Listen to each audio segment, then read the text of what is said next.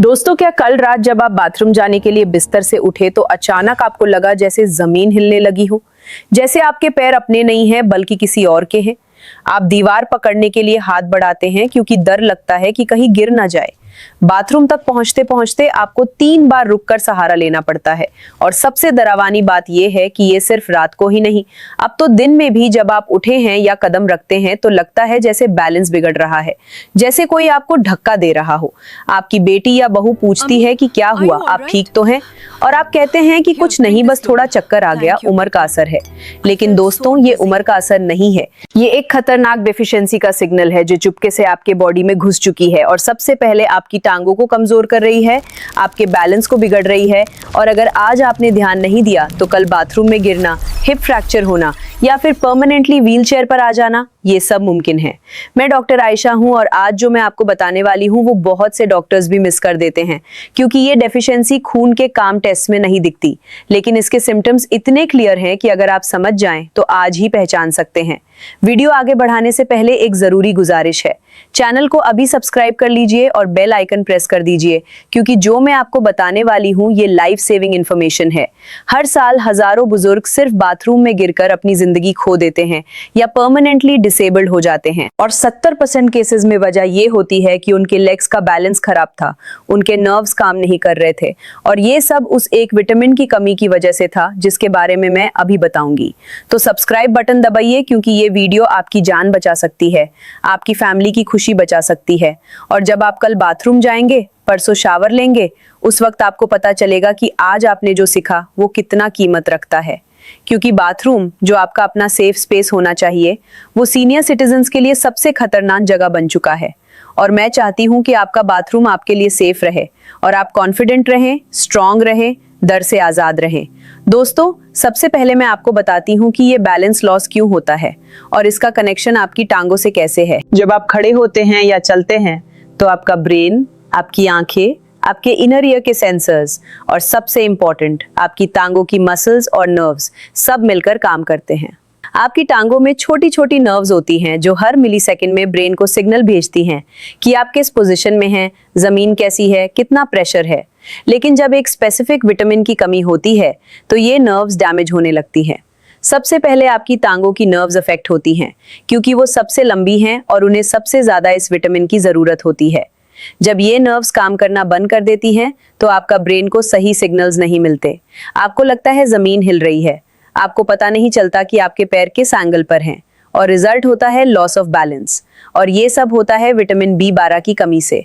हाँ दोस्तों, सिर्फ एक विटामिन, लेकिन इतना पावरफुल कि इसके बिना आपकी पूरी नर्वस सिस्टम कोलैप्स होने लगती है। लेकिन ये सिर्फ बैलेंस का ही इशू नहीं है। अगर आपके बॉडी में विटामिन B12 की कमी है तो आपको कुछ और सिम्टम्स भी होंगे जिन्हें शायद आप इग्नोर कर रहे हैं। पहला सिम्टम, आपकी टांगों में सुनपान या झुंझुनाहट। आपको लगता है जैसे छींटियां रेंग रही हैं, खासकर रात को जब आप लेटे हैं। दूसरा सिम्टम, आपकी टांगों में कमजोरी, सीधी चढ़ना मुश्किल हो गया है, कुर्सी से उठना भी थोड़ा वक्त लेता है। तीसरा सिम्टम, आपकी मेमोरी वीक हो रही है, आप भूल जाते हैं कि सुबह क्या खाया या कोई नाम याद नहीं रहता। चौथा सिम्टम, आपकी टंग थोड़ी स्वॉलन सी लगती है और कभी कभी जलन होती है। पांचवा सिम्टम, आपको जल्दी थकान होती है, एनर्जी नहीं रहती। छठा सिम्टम, आपकी स्किन पेल हो गई है, रंग उड़ा उड़ा सा लगता है। अगर ये में से 3 या ज्यादा सिम्टम्स आप में हैं तो बहुत ज्यादा चांसेस हैं कि आपको B12 डेफिशिएंसी है। और बाथरूम में बैलेंस का इशू तो इसका सबसे खतरनाक सिम्टम है, क्योंकि इसका मतलब है कि डेफिशिएंसी अब एडवांस स्टेज में पहुंच चुकी है। अब आप सोचेंगे कि ये B12 डेफिशिएंसी होती क्यों है। दोस्तों, जैसे जैसे आपकी उम्र बढ़ती है, खास करे 55 के बाद, आपके स्टमक में एक प्रोटीन कम बनने लगता है जिसको इंट्रिंसिक फैक्टर कहते हैं। ये प्रोटीन B12 को एब्जॉर्ब करने के लिए जरूरी होता है। तो चाहे आप कितना भी B12 रिच फूड खाएं, अगर ये प्रोटीन नहीं बन रहा तो B12 एब्जॉर्ब नहीं होगा। दूसरी वजह, अगर आप एसिडिटी या गैस की मेडिसिन ले रहे हैं जो स्टमक एसिड को कम करती हैं, तो वो भी B12 एब्जॉर्प्शन को ब्लॉक कर देती हैं। तीसरी वजह, अगर आप प्योर वेजिटेरियन हैं तो B12 की कमी होने के चांसेस ज्यादा हैं, क्योंकि B12 नेचुरली सिर्फ एनिमल प्रोडक्ट्स में होता है। चौथी वजह, अगर आपको डायबिटीज है और आप मेटफॉर्मिन मेडिसिन ले रहे हैं तो वो भी B12 को डिप्लीट करता है। पांचवी वजह, इंटेस्टाइन की कोई प्रॉब्लम हो या इन्फेक्शन हो तो वो भी एब्जॉर्प्शन को अफेक्ट करता है। और दोस्तों, सबसे डरावनी बात यह है कि ये डेफिशिएंसी स्लोली डेवलप होती है, आपको पता ही नहीं चलता। पहले साल आपको सिर्फ थोड़ी थकान महसूस होती है, दूसरे साल टांगों में हल्की झुंझुनाहट शुरू होती है, तीसरे साल मेमोरी थोड़ा वीक होती है, और चौथे साल तक जब बैलेंस का इशू आता है तब तक बहुत लेट हो चुका होता है। नर्व्स को परमानेंट डैमेज हो चुका होता है। इसलिए मैं बार बार कहती हूँ कि एल्डरली पीपल को हर साल अपना B12 लेवल चेक करवाना चाहिए।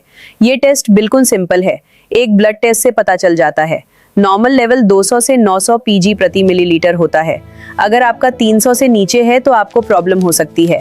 अगर 200 से नीचे है तो डेफिनेटली प्रॉब्लम है और अर्जेंट ट्रीटमेंट चाहिए। अब मैं आपको वो डरावनी कहानी बताती हूँ जो मुझे हमेशा याद रहती है।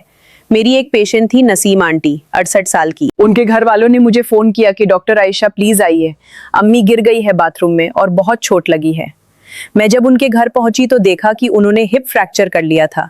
उनकी बेटी रो रही थी और कह रही थी कि हमें शक था कि अम्मी का बैलेंस ठीक नहीं है। कई बार वो बाथरूम में लटपटाती थी, लेकिन हमने सोचा बुढ़ापे में ऐसे ही होता है। डॉक्टर आयशा, हमने कोई टेस्ट नहीं करवाया, कोई ध्यान नहीं दिया, अब सर्जरी करवानी पड़ेगी। जब मैं उन्हें हॉस्पिटल में मिली तो मैंने उनका B12 टेस्ट करवाया और क्या पता चला, उनका B12 लेवल था सिर्फ 120, मतलब बहुत सिवियर डेफिशिएंसी। अगर ये 2 महीने पहले पता चल जाता और ट्रीटमेंट शुरू हो जाता तो ये फॉल नहीं होता, ये फ्रैक्चर नहीं होता, ये सर्जरी नहीं होती।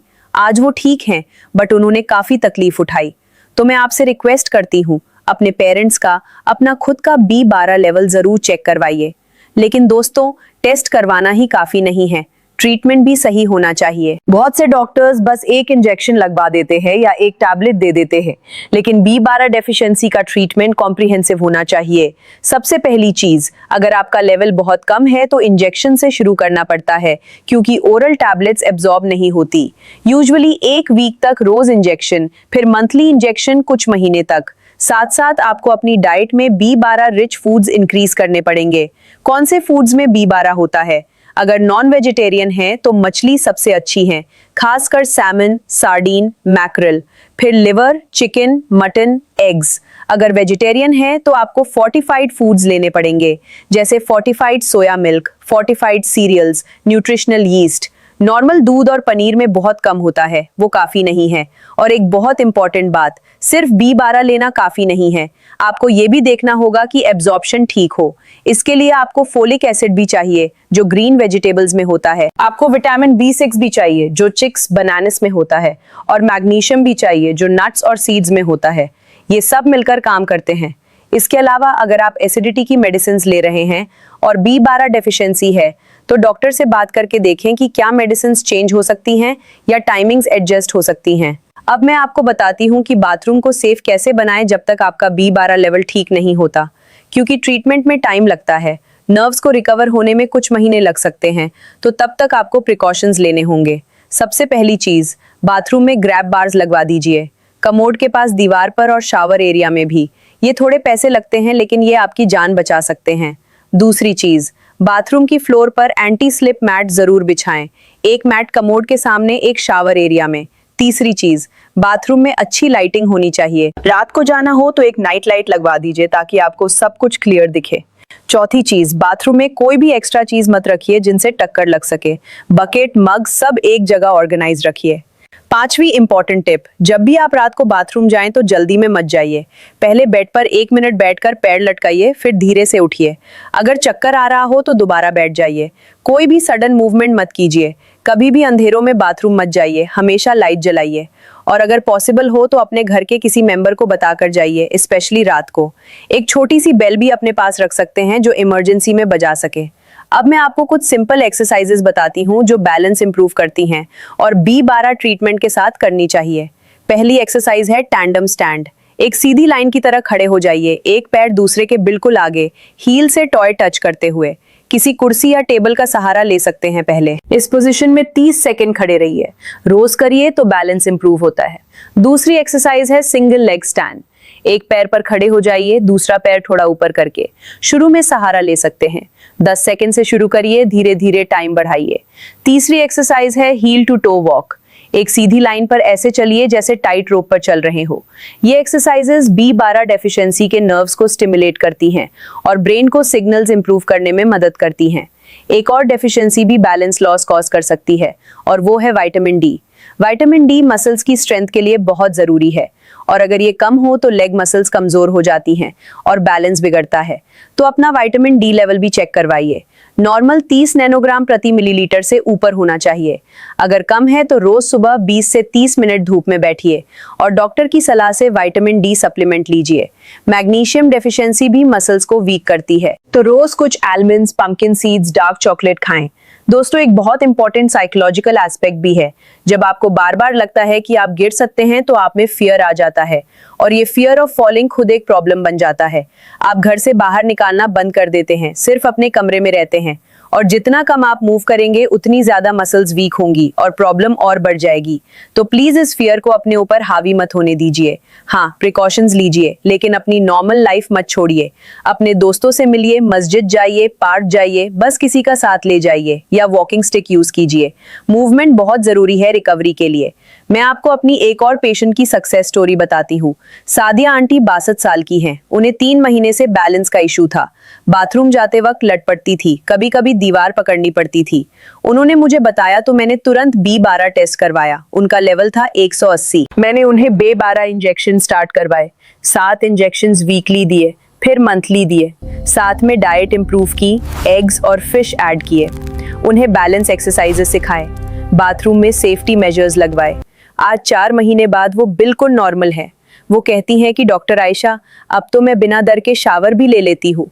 मेरा बैलेंस बिल्कुल ठीक हो गया है। तो देखा आपने, सही डायग्नोसिस और सही ट्रीटमेंट से प्रॉब्लम सॉल्व हो जाती है। जरा सोचिए, अगर आपका B12 लेवल नॉर्मल हो जाए, आपका बैलेंस ठीक हो जाए, तो आपकी जिंदगी कैसे बदल जाएगी। आप सुबह उठकर बिना डर के बाथरूम जा पाएंगे। आप रात को पानी पीने के लिए फ्रीली उठ पाएंगे। आप अपने घर में, अपने बाथरूम में, जो आपकी प्राइवेट स्पेस है, वहां आप कॉन्फिडेंट फील करेंगे। आपको ये डर नहीं रहेगा कि कहीं गिर गया तो क्या होगा। आपके बच्चों को भी तसल्ली रहेगी कि माँ बाप ठीक हैं। वो ऑफिस जा सकते हैं बिना ये सोचते हुए कि घर पर कोई प्रॉब्लम तो नहीं हो जाएगी। कुछ वार्निंग साइंस भी बताती हूँ जिन्हें बिल्कुल इग्नोर नहीं करना चाहिए। अगर आपको अचानक सीवियर डिजीनेस हो, चक्कर आए और आप गिर जाए तो तुरंत हॉस्पिटल जाइए, क्योंकि ये स्ट्रोक भी हो सकता है। अगर बैलेंस के साथ चेस्ट पेन भी हो या सांस फूलने लगे तो ये हार्ट का इशू हो सकता है। अगर एक तरफ की टांग में ज्यादा वीकनेस हो या एक आंख से नहीं दिख रहा तो ये भी इमरजेंसी है। अगर उल्टी जैसे आ रही हो सीवियर डिजीनेस के साथ तो ये इनर ईयर का सीरियस प्रॉब्लम हो सकता है। इन सब केसेस में इमीडिएटली मेडिकल हेल्प लीजिए। लेकिन अगर सिंपल बैलेंस इशू है जिसके साथ थकान, सुनपान, मेमोरी इशू है तो बहुत ज्यादा चांसेस हैं कि ये B12 डेफिशिएंसी है और ये ट्रीटेबल है। आपको बस टेस्ट करवाना है, ट्रीटमेंट लेना है, डाइट ठीक करनी है, एक्सरसाइजेस करनी है और पेशेंस रखना है। रिजल्ट्स में टाइम लगता है लेकिन रिजल्ट जरूर मिलते हैं। यूजुअली 2 से 3 महीने में आपको काफी इंप्रूवमेंट दिख जाएगा। एक लास्ट टिप, अपने घर के फ्लोर को भी सेफ बनाइए। कोई भी लूज कारपेट मत रखिए जिसमें पैर फंस सके। वायर सब ऑर्गेनाइज रखिए। बाथरूम तक जाने का रास्ता क्लियर होना चाहिए। कोई फर्नीचर बीच में नहीं होना चाहिए, स्पेशली रात के लिए। अच्छी फुटवेयर पहनिए, लूज चप्पल्स मत पहनिए जो पैर से निकाल सके। नॉन स्लिप सोल वाली स्लीपर्स बेस्ट हैं। और कभी भी जल्दी में बाथरूम मत भगिए, चैन से जाइए। अब मैं आपसे एक कमिटमेंट चाहती हूँ। अगर आपको या आपके किसी घर वाले को बैलेंस का इशू है तो इस हफ्ते जरूर B12 और विटामिन डी का टेस्ट करवाइए और रिजल्ट मुझे कमेंट्स में बताइए। अगर डेफिशिएंसी आई तो ट्रीटमेंट शुरू कीजिए और 2 महीने बाद अपडेट दीजिए कि कितना इंप्रूवमेंट आया। मैं पर्सनली इंटरेस्टेड हूँ आपकी हेल्थ में, क्योंकि मैं जानती हूँ ये प्रॉब्लम कितनी कॉमन है और कितनी अंडर डायग्नोज्ड है। अगर आपको ये वीडियो हेल्पफुल लगी, अगर आपको लगा कि ये इन्फॉर्मेशन जरूरी है, तो प्लीज लाइक बटन जरूर दबाइए। आपका लाइक इसको वायरल करने में हेल्प करेगा और किसी की जान बचा सकता है। शेयर कीजिए अपने फैमिली ग्रुप्स में, जिनके घर में भी एल्डरली है, उन्हें ये वीडियो जरूर भेजिए। ये शायद सबसे इंपॉर्टेंट वीडियो है जो मैं बनाई हूँ, क्योंकि ये डायरेक्टली लाइफ सेविंग इन्फॉर्मेशन है। और चैनल को सब्सक्राइब करना बिल्कुल मत भूलिए। बेल आइकन प्रेस कीजिए ताकि जब भी इंपॉर्टेंट हेल्थ इन्फॉर्मेशन हो आपको तुरंत मिले। दोस्तों, अल्लाह ने हमें ये बॉडी अमानत दी है और इसकी हिफाजत करना हमारा फर्ज है। अपने हेल्थ का ख्याल रखना, टाइमली टेस्ट करवाना, ट्रीटमेंट लेना, ये सब जरूरी है। और डर के साथ जीने की जरूरत नहीं है। इल्म और सही ट्रीटमेंट से हर प्रॉब्लम का हल है। मैं डॉक्टर आयशा दिल से दुआ करती हूँ कि अल्लाह आपको और आपके घर वालों को सेहत कामला अता फरमाए। आप मजबूत रहें, कॉन्फिडेंट रहें, खुश रहें। आपका हर कदम मजबूत हो, आपका बैलेंस परफेक्ट हो और आप लंबी उम्र तक अपने पैरों पर खड़े रहें। मिलते हैं अगले वीडियो में एक नई हेल्थ टिप के साथ। तब तक के लिए अल्लाह हाफिज, खुदा हाफिज। अपना और अपने प्यारों का ख्याल रखिए और टेस्ट जरूर करवाइएगा, ये मेरा आपसे वादा लीजिए। अल्लाह आपका हामी हो।